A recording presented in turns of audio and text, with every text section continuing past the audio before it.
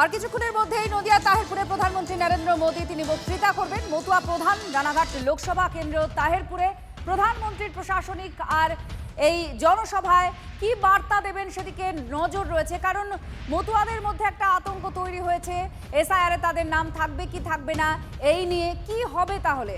সিএতে আবেদন করুন, বারবার বিজেপির তরফ থেকে এই বার্তা দেওয়া হয়েছে তাদের। আর সেখানে রাজ্যের শাসক দল আবার বলেছেন যে এসআইআর আখেরে নাম বাদ দেওয়ারই একটা পরিকল্পনা। এরকম অভিযোগ আর পাল্টা দাবিতে মতুয়াদের একাংশের মধ্যে আতঙ্ক তৈরি হয়েছে। তারা বারবার দাবি করছেন যে তারা এখনো পর্যন্ত সেই তিমিরেই রয়ে গেলেন।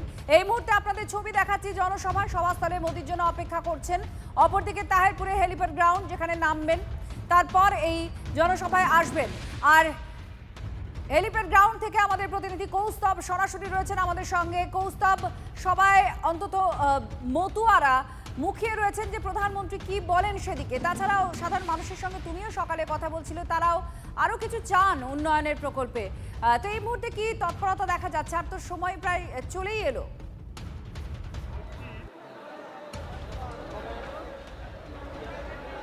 একদমই, দেখো, সময়ের অপেক্ষা বলা যেতে পারে। প্রধানমন্ত্রী নরেন্দ্র মোদী তিনি তাহিরপুরের এই হেলিপ্যাড গ্রাউন্ডে আসবেন এবং সকাল থেকেই আমরা দেখতে পাচ্ছিলাম সেই তৎপরতার ছবি। সকাল থেকেই পুলিশি তৎপরতা যেরকম ছিল, পাশাপাশি সাধারণ মানুষের মধ্যে একটা বিপুল পরিমাণে উৎসাহ লক্ষ্য করা যাচ্ছিল সকাল থেকেই। যে তাহিরপুরে যে হেলিপ্যাড গ্রাউন্ড রয়েছে, সেই হেলিপ্যাড গ্রাউন্ডের বাইরে যে ব্যারিকেড রয়েছে, ব্যারিকেডের পাশে সকাল থেকেই প্রচুর উৎসাহী মানুষের ভিড়। এবং যত বেলা গড়াচ্ছে বা সময় গড়াচ্ছে, ততই কিন্তু মানুষের ভিড়ের সংখ্যাটা আরও বাড়ছে, মানুষের সংখ্যা আরও বাড়ছে। এবং এই মুহূর্তে কিন্তু সেই ছবিটা দেখা যাচ্ছে। এবং আশপাশের যে বাড়িগুলো রয়েছে এবং সেই জায়গাতেও দেখা যাচ্ছে কেউ বাড়ির ছাদে, দোতলার ছাদে, কেউ ব্যালকনিতে, কিংবা কাউকে দেখা যাচ্ছে টিনের চালের ওপর একসঙ্গে অনেকে দাঁড়িয়ে তারা অপেক্ষা করছেন কখন প্রধানমন্ত্রী নরেন্দ্র মোদী আসবেন, সেই অপেক্ষায় তারা রয়েছেন। কারণ দীর্ঘক্ষণ ধরে সকাল থেকে তারা অপেক্ষা করছেন আজকে নরেন্দ্র মোদী তিনি তাহিরপুরে আসবেন। তাহিরপুরে তার একটি প্রশাসনিক সভা রয়েছে, সেখানে এক সরকারি শিলান্যাস রয়েছে, তারপরেই কিন্তু তিনি জনসভায় যাবেন। এবং সেখানে অবশ্যই এখানে সবাই যেটা শুনতে চাইছে, মতুয়া প্রধান এলাকা এবং সবাই এই এসআইআর আবহে তারা যেটা শুনতে চাইছে যে তাদের ভোটাধিকার থাকবে কি থাকবে না, এই বিষয়টাই কিন্তু তারা এখন বিশেষভাবে শুনতে চাইছে। এর ঠিক 6 বছর আগে কিন্তু প্রধানমন্ত্রী নরেন্দ্র মোদী তিনি তাহিরপুরে একটু সভা করে গেছিলেন এবং তখন কিন্তু তিনি যে নাগরিকত্ব আইন, সেই নাগরিকত্ব আইনের ব্যাপারে এখানকার যারা বাসিন্দারা ছিলেন তাদেরকে একটা আশ্বস্ত করেছিলেন। এখন যে এখানকার মতুয়া সম্প্রদায়রা রয়েছেন তারা কিন্তু শুনতে চাইছেন প্রধানমন্ত্রী নরেন্দ্র মোদীর কাছ থেকে যে এসআইআরের ফলে দেখা যাচ্ছে যে নো ম্যাপিংয়ের তালিকায় কিন্তু এই সমস্ত জায়গায় প্রচুর মানুষের এই শতাংশের হিসাবে কিন্তু এই জায়গাটায় অনেক বেশি নো ম্যাপিংয়ের তালিকায়। ফলে এখন দেখার যে ভোটাধিকার সেই সমস্ত মতুয়া সম্প্রদায়রা পাবেন কি পাবেন না, সেই জায়গাটা কিন্তু বিশেষভাবে লক্ষণীয়। ফলে এই মুহূর্তে বলা যেতে পারে বিশেষ তৎপরতা রয়েছে। লাগাতার যে ছবি আপনাদের দেখাচ্ছেন হেলিপ্যাড গ্রাউন্ড থেকে, আপনারা দেখতে পাচ্ছেন উৎসাহী মানুষ প্রধানমন্ত্রীকে একবার চোখের দেখা দেখার জন্য উপস্থিত হয়েছেন। এবং সাধারণ মানুষের সঙ্গেও আমাদের প্রতিনিধিরা কথা বলেছেন। এখানে যখন হেলিপ্যাডে স্থানীয় মানুষজন তারা বলছিলেন তারা রাস্তা চান, তারা আরও উন্নয়ন চান, অর্থাৎ পরিকাঠামোগত দিক থেকে তাহিরপুরে আরও কিছু করা হোক, এই দাবি তারা করছিলেন। প্রধানমন্ত্রী নরেন্দ্র মোদী তিনি একাধিক কর্মসূচিরও আজকে উদ্বোধন করবেন। শুভেন্দু অধিকারী কি বলেছেন, কারণ এটা মতুয়ারা তাকিয়ে রয়েছেন যে আজকে প্রধানমন্ত্রী সিএএ নিয়ে, এসআইআর নিয়ে কিছু বলেন কিনা, সেই জায়গায় দাঁড়িয়ে রাজ্যের বিরোধী দলনেতা শুভেন্দু অধিকারী কি বলেছেন শুনুন। প্রধানমন্ত্রীর বার্তা প্রধানমন্ত্রী দেবেন। প্রধানমন্ত্রী ভাষণের আগে আমি বলবো না কিছু। এই যে মতুয়া গড়ে যে আসছেন, মতুয়াদের লক্ষাধিক যে ভোটারটির নাম প্রথম যে খসড়া তালিকায় বাদ গেছে, সেই নিয়ে শাসক দলের তরফ থেকে সুর চড়ানো হচ্ছে। আজকে নরেন্দ্র মোদী কি বার্তা দেবেন বলে মনে করছেন? শাসক দল মানে মুসলিম লীগ, ওদেরকে কেউ বিশ্বাস করে না। আর মতুয়া ধর্ম ঠাকুর হরিচাঁদ ঠাকুর, গুরুচাঁদ ঠাকুর তৈরি করেছিলেন ধর্ম পরিবর্তন রুখতে, ইসলামীকরণ রুখতে। বাংলাদেশ থেকে এক পোশাকে এরা এসেছে ধর্ম রক্ষা করার জন্য। এরা মোদিজির সঙ্গে আছে। 1.5 বছর আগে লোকসভা ভোটে প্রমাণ হয়েছে বনগাঁ রানাঘাটে। অতএব এটা নতুন করে কিছু বলে লাভ নেই। কোনো হিন্দুর নাম বাদ যাবে,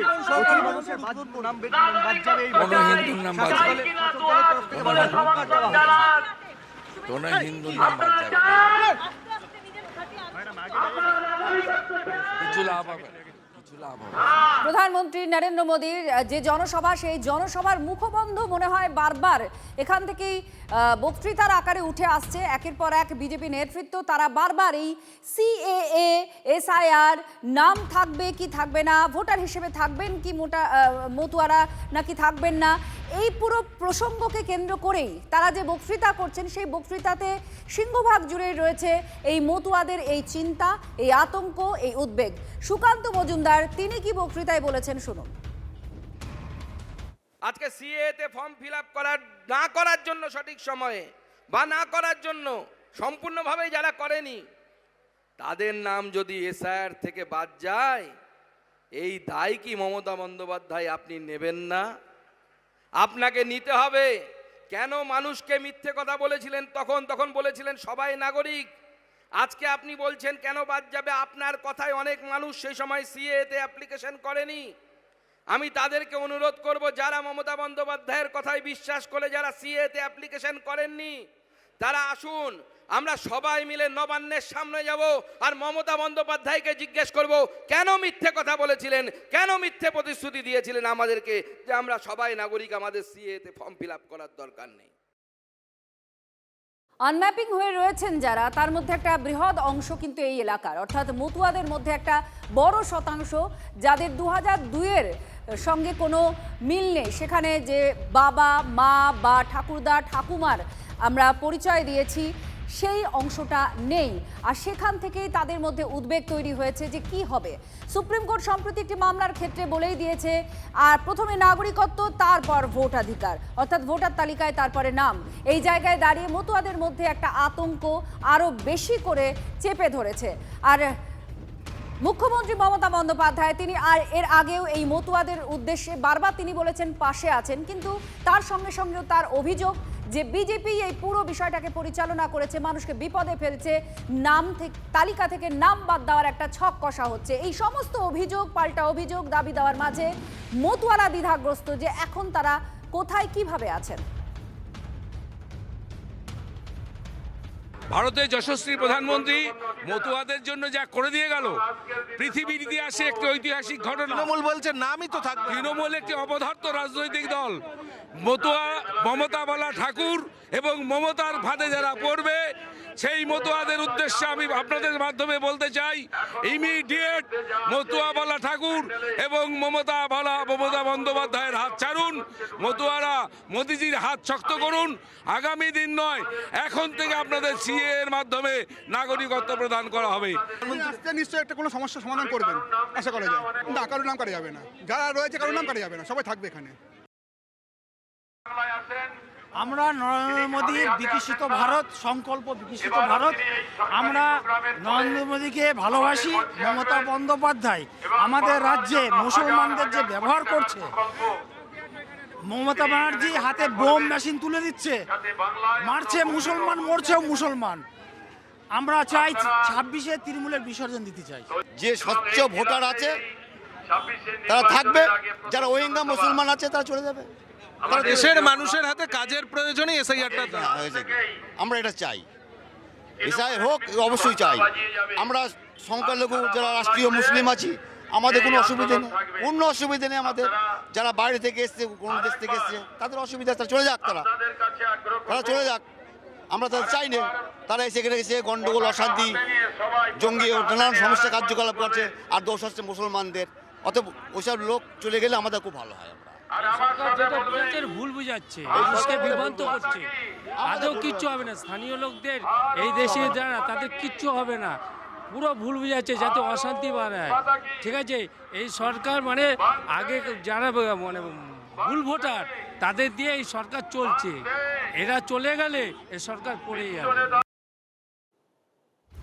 আপনারা শুনছিলেন বক্তব্য একের পর এক, এবং অনেক আমাদের দেশের রাজনৈতিক দলের অনেকেই দাবি করেন যে মুসলিম ভোট ব্যাংকের দিকে তাকায় না বিজেপি, এরকম নানান দাবি দেওয়া উঠে এসেছে। কিন্তু সাম্প্রতিককালে আমাদের দেশেরই কয়েকটি রাজ্যের নির্বাচনের ক্ষেত্রে বিজেপি জয়লাভ, সেখানে পুরো ছবিটাই বদলে গিয়েছে এবং তারপর ন্যারেটিভটাও চেঞ্জ হয়েছে। সাম্প্রতিককালের বিহারের নির্বাচন, সেই নির্বাচনেও দেখা গিয়েছে মুসলিম অধ্যুষিত জায়গাগুলিতে বিজেপি বড় শতাংশের ভোট পেয়েছে এবং সেখান থেকেই তাদের ন্যারেটিভ, তাদের চিন্তা ভাবনা, তাদের প্রচারের কৌশল অনেকটাই বদল এসেছে বলে রাজনৈতিক বিশেষজ্ঞরা মনে করেন। আর বিহারের ভোটের পর খুব গুরুত্বপূর্ণ হয়ে যায় বাংলা, কারণ বিহারে যেমন এসআইআর হয়েছে, তারপর নির্বাচন, সে নির্বাচনে জয় পেয়েছে এনডিএ বিপুলভাবে। তারপরেই বাংলা যে টার্গেট, এটা প্রধানমন্ত্রী নরেন্দ্র মোদী সেদিনই পরিষ্কার করে দিয়েছিলেন। আর এখানেও সেই এসআইআর, কিন্তু এসআইআরে এই রাজ্য রাজনীতিতে খুব বেশি চর্চায় রয়েছে মতুয়াদের ভোটাধিকার। তারা ভোটাধিকার পাবেন কি পাবেন না, সিএএতে আবেদন করবেন কি করবেন না, এরকম একটা দোলাচলতার মধ্যে রয়েছেন, একটা টানাপোড়েনের মধ্যে আছেন। অনেকেই বলছেন যে তারা যে তিমিরে ছিলেন সেই তিমিরেই আজ আছেন।